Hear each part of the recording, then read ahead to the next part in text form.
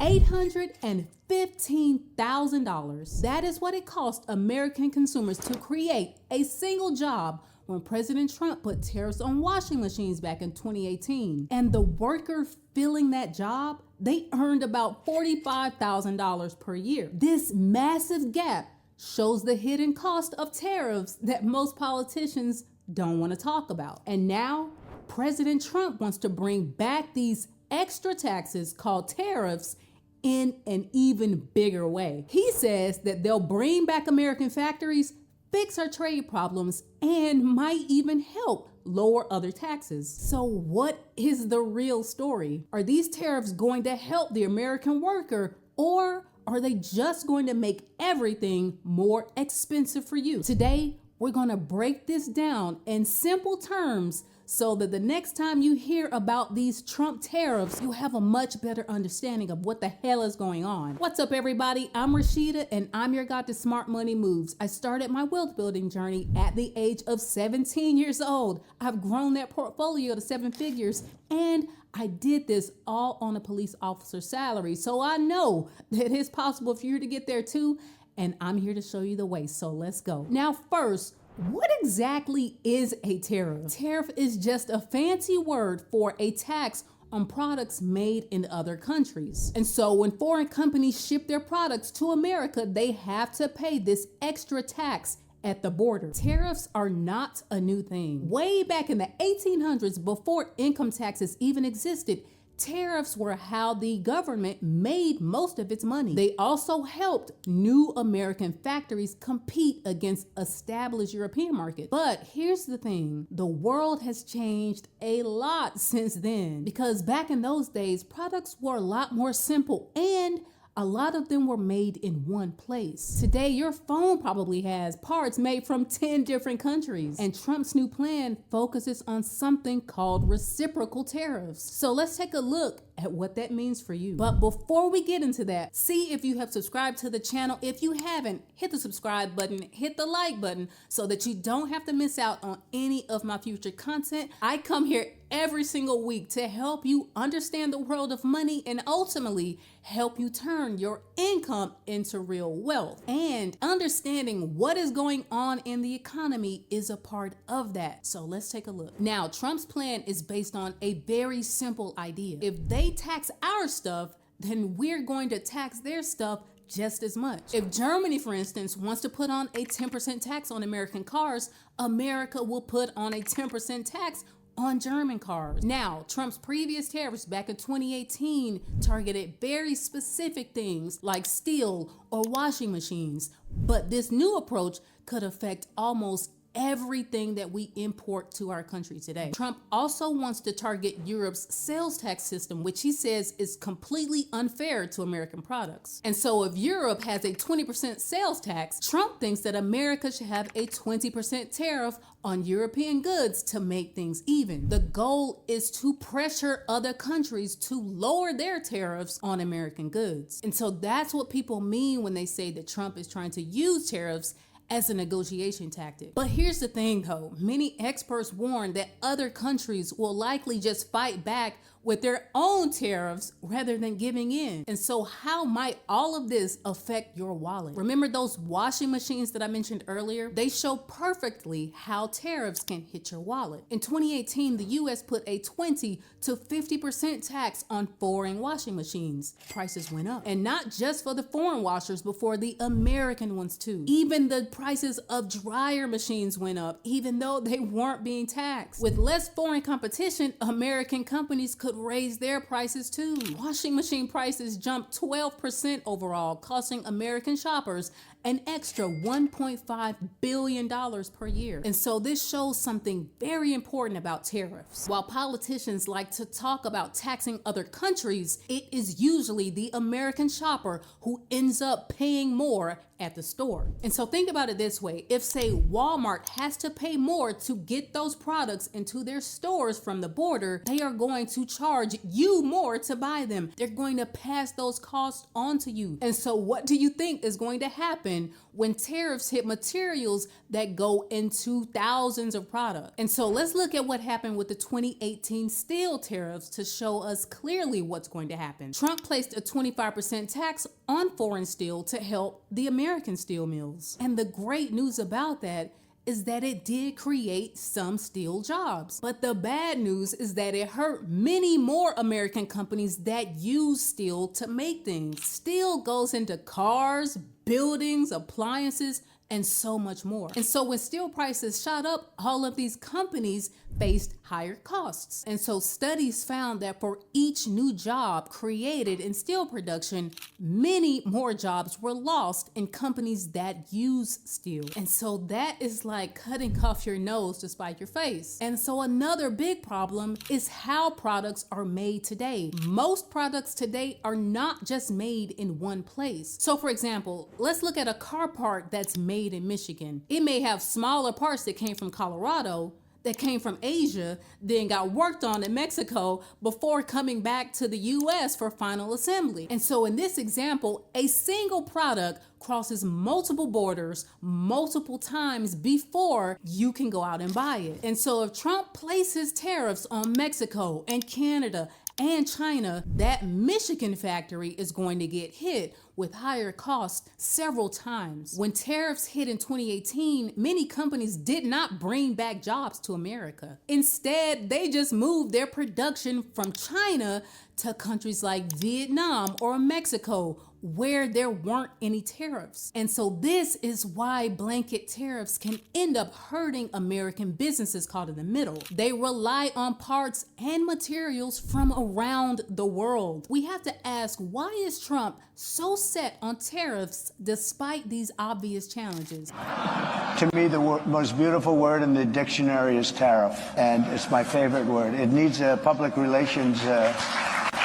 And so to understand this, we need to take a serious look at how China's manufacturing has grown while America's has shrunk. Since the 1980s, China has become the world's factory and many American factories have closed. In electronics, for example, China went from making only 3% of the world's products in 1995 to 30% today. During that same period, America dropped from 14% to around 6%. And so when you look at that, you got to say, dang, China has 10x'd their production as a country while ours has been reduced by over 50%. And so many experts now admit that China didn't play by the same free trade rules that America followed. And China protected their own markets while selling to Americans. When American companies wanted to build factories in China, they often had to partner with Chinese companies to share their technology. And the result of that is that China quickly learned how to make more advanced products. Meanwhile, America lost a ton of factory jobs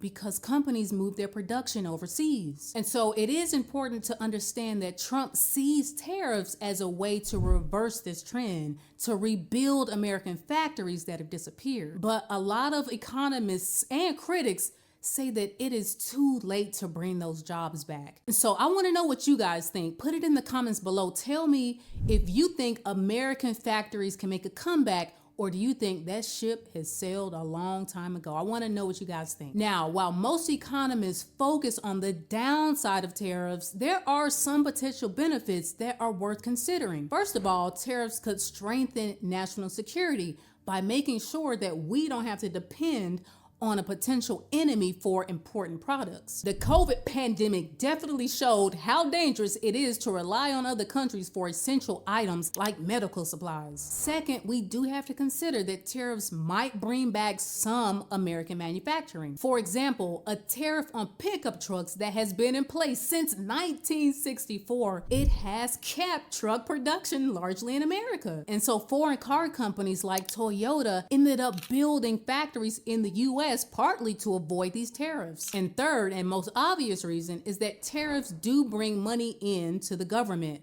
About $66 billion between 2018 and 2020 have been collected. And the final reason is that tariff threats might just give America leverage in trade negotiations, forcing other countries to lower their trade barriers. But that is really the controversy at hand and the big question at hand now, isn't it? But all of these potential benefits come with very serious risks. One of the biggest risks is that other countries are going to try to fight back with their own tariffs on American exports. When the US put tariffs on Chinese goods back in 2018, China responded. They put tariffs on American farm products. American farmers ended up losing a major market, and the US government had to give $61 billion in aid to affected farmers. And so that nearly wiped out all of the money gained from tariffs on Chinese goods. And likewise, when Trump put tariffs on steel, the European Union hit back with tariffs on American products like motorcycles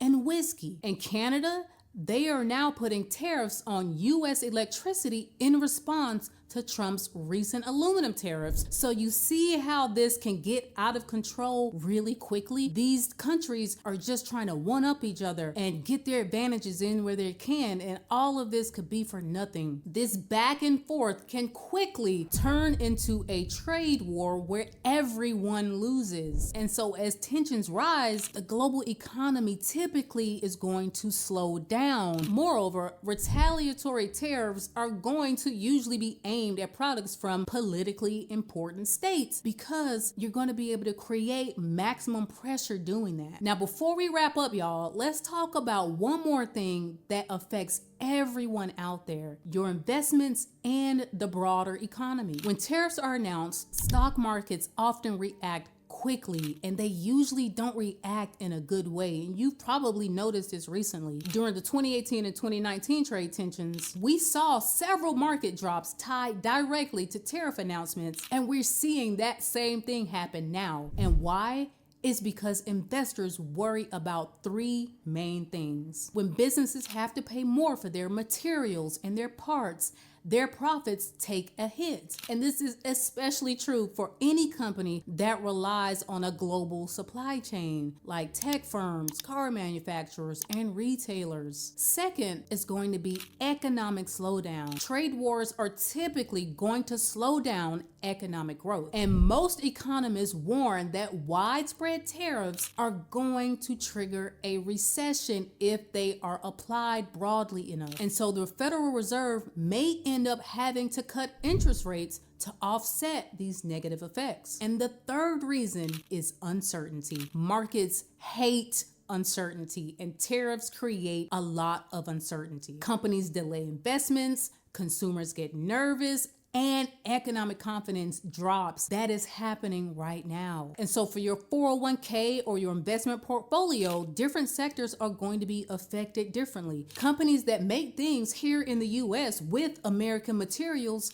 are likely going to benefit. Retailers that sell lots of imported goods like Walmart will see their stock price drop. And technology companies with these super complex supply chains could face serious challenges moving forward. Exporters who sell to countries that retaliate with their own tariffs may have some struggle ahead of them. And so if you are someone that's worried about your investments, diversification remains your best protection, because having investments spread across different types of companies, different asset classes, different sectors, and even different countries will help to reduce your risk. And so are tariffs going to be good or bad for most Americans? The answer is that there is no simple answer. It is very, very complicated, and there are a lot of unintended consequences that can come along with any of these moves that Trump is looking to make. And so across the board, it seems like tariffs are very likely to actually cause real economic harm